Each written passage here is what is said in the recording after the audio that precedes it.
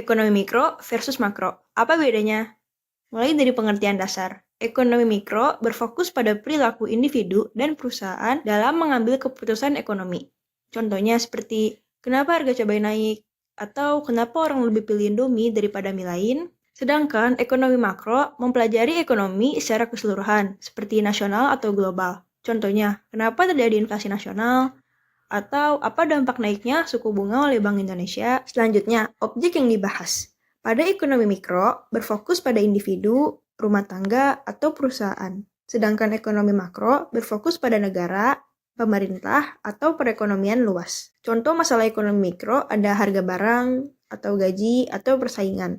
Sedangkan contoh masalah pada ekonomi makro ada inflasi, pengangguran, atau pertumbuhan. Teori utama pada ekonomi mikro ada supply and demand, dan elastisitas. Sedangkan teori utama pada ekonomi makro ada kebijakan fiskal dan moneter. Contoh kasus nyatanya, misalnya mikro ada harga telur naik karena permintaan meningkat saat Ramadan, atau toko A turunkan harga agar bersaing dengan toko B. Sedangkan contoh kasus nyata pada makro ada pemerintah cetak uang lebih banyak yang mengakibatkan inflasi naik, atau BI naikkan suku bunga untuk menekankan inflasi. Selanjutnya, kebijakan yang terlibat. Pada ekonomi mikro ada regulasi harga, pajak pada sektor tertentu, dan subsidi usaha kecil. Sedangkan kebijakan yang terlibat pada ekonomi makro, misalnya ada kebijakan fiskal, yaitu pengeluaran dan pajak negara, dan kebijakan moneter, yaitu pengaturan jumlah uang beredar. Selanjutnya, hubungan mikro dan makro. Mikro dan makro saling terhubung. Perubahan ekonomi mikro bisa terdampak ke makro dan juga sebaliknya. Contohnya, jika banyak usaha kecil bangkrut, maka angka pengangguran akan naik.